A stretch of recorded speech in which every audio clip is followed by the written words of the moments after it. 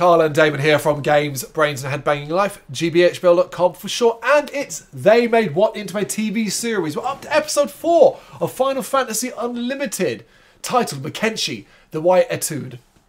So, this is a great fucking episode. I'm going to tell you now, because this firmly sets things up properly, where I'm like, here we go. And it also introduces a big bad. Like, the real big bad, almost to a certain degree, over old tyrants. Yep. Like, it's similar to, what Final Fantasy game where the sub-boss becomes the boss? I suppose 10? 10, yeah. 10? Yeah, 10 would have been, With Seymour. Yeah. Seymour is really the big villain of it. Yeah. That's a good example of it, more than anything else. You think it's Sin, but it's not Sin, yeah. It's not Sin. No. Sin's a conduit, so to speak, I think a lot of Final Fantasy games actually do that as well. Yeah. Because 8 does that as well. 8 does that as well, absolutely, where a smaller character ends up being the real bad guy of it. So, we're back with our group as they race down the stairs to get to the train, but they're too late. Witness the thing leave. The train leaves without them. The Chocobo communicates with Ida, revealing they have no idea when the train might actually come back. It could come back in a day, a week, a month, a year. I like that because then that might explain why their parents have not come back. True. Yeah. True, maybe stuck somewhere, absolutely. Following the opening credits, we get a recap of the previous episode from Fabula as she talks of those who spread despair in Wonderland. And then she says that he is getting ever closer. So, okay. Nice one, Fabula. Yeah. In the train station, the group are trying to decide what to do, but a noise gets their attention. It's the cloaked figure that stole Ai's bag, emerging from under a step. Ai sees him and shouts as we cut away to a mysterious figure walking through mist. It did get some serious Sephiroth vibes from that, but it is very compelling. I was like, ooh, that seems like a big bad dude. Yeah. I then pulls the hood from the thief, revealing an odd-looking character who doesn't see himself as a thief, as that's what they do. They take what they need. Interesting way to look at it. Yeah. He is tied up, and they ask him about the subway, but he doesn't know much and offers them to take them to others. Seemingly, they go into a hatch and end up in an underground world. Here, the thief reveals his name is Fungo, and he leads them to a city that has warriors training. They ask questions, but Fungo knows fuck all. He is useless. Happily, though, they meet a human man named Knave, who reveals this place is an organisation called a Commodine, trying to create order in Wonderland. So I'm like, okay, we're really beginning to set things up here. Yeah, definitely, yeah. Meanwhile, the man in the mist, Makenshi, I'm going to say it now, Makenshi, I've said it right before, and I'm saying it wrong. Makenshi is getting closer to his target, Kaze. Knave shows the group around and reveals that Chaos is to blame for all of Wonderland's woes, and they're trying to stop it from consuming more worlds. So, there's the Sin thing. Yeah. Chaos. Okay. And I was like, finally, we have a big bad that I can follow along with. We've got Chaos as this big overarching, the nothing from Neverending Story. Sin from Final Fantasy X. And then we've got Makenshi hunting down Kaze and having his own personal thing. Then we've got Lisa, who has her own story to play out, and we've got the kids looking for their parents.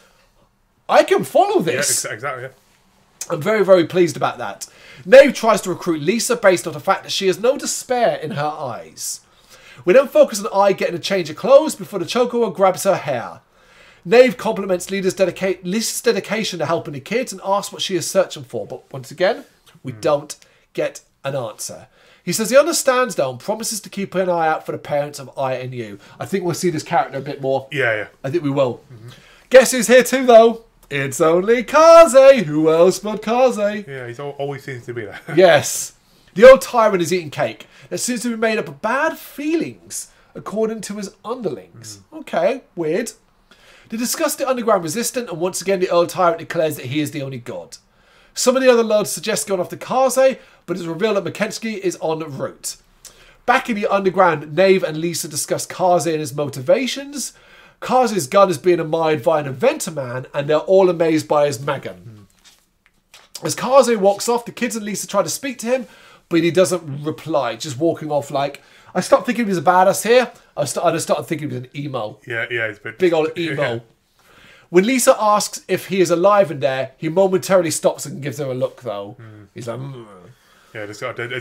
I hope it's gonna be some big reveal with him because there must be something. I think it's not only related to whatever his Makensky's thing is.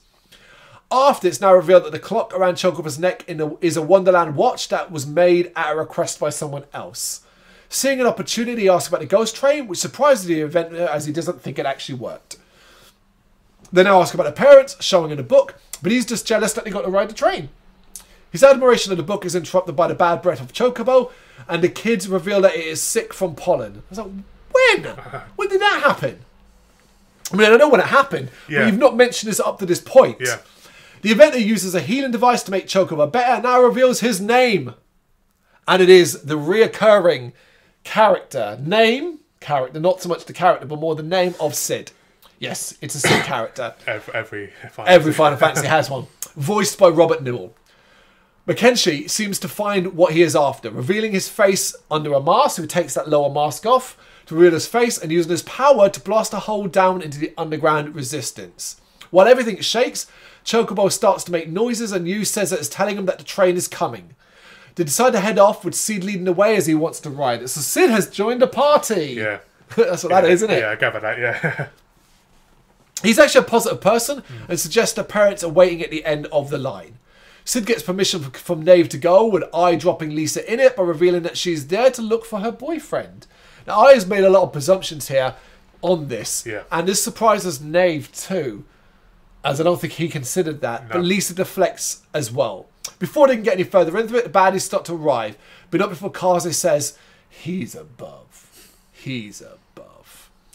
An explosion knocks everyone apart, and when Lisa comes to, she is alone and surrounded by mist.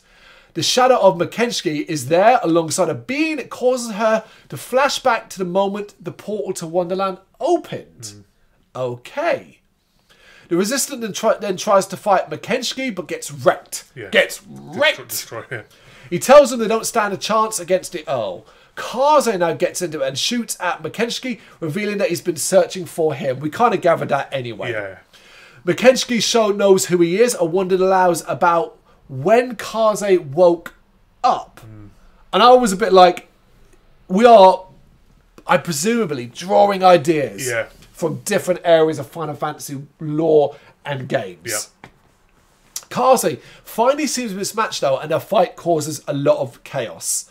Lisa begs Kaze to stop shooting as it is causing destruction, but it reveals that he doesn't care about this world or people. He has his own goals. And I was like, ooh, nuanced, layered. Indeed. Doesn't give a shit really. I have a goal and I'm going to complete that goal. Lisa tries to protect the kids as Kaze gets his magic ready, but Makenshi anticipates encounters with its own, which hits Kaze. This causes the place to crumble even more, and Makenshi leaves, seemingly having completed his task, and we end this episode there. You know what I'm really enjoying? The fact that it doesn't like end each time with them getting on a train and going to a new world, new area. It's like, no, this is going to end, and when we come back to the next episode, we will surely pick up from the destruction of that. But yeah, this is a very good episode. This is where I really started to get into the show. Yeah, it's a strong episode. We didn't get the usual, here we go, he's going to summon a god and he's going to win. He actually lost, he got beaten, which is what we wanted. Yeah, my criticism is gone now because immediately you changed it up. And it's like, okay, so when it comes to these sort of things, but we also set up so much to work on as we go forward, while showing that we're also willing to be quite destructive, we're willing to have characters that have a bit more layers to them. I just enjoyed it. It was all starting Final Fantasy Limited with episode 1, then episode 2, I was worried that this might be hard work for us. Because it was very, very confusing, very hard to follow. And I don't normally struggle that much to follow something this quick. But now I feel like I'm there, I'm with. And more importantly, I'm interested to see what comes next. Yeah, definitely. Like that's it. I'm interested to see the adventures. I'm interested to see what ideas they can come up and what new worlds they can come up with and how these characters will develop and how these stories will expand, you know? That kind of thing. Yeah, definitely. So yeah, it's getting good basically. Yeah.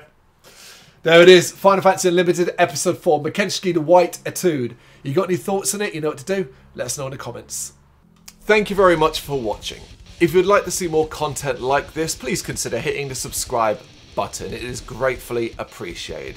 You can find us over at gbhbl.com, our full website where reviews, news and so much more goes up daily. We're also on all social media platforms, Facebook, Instagram, Twitter, Threads, at GBHBL. Just search for GBHBL and you will find us out there. We also have merchandise on sale.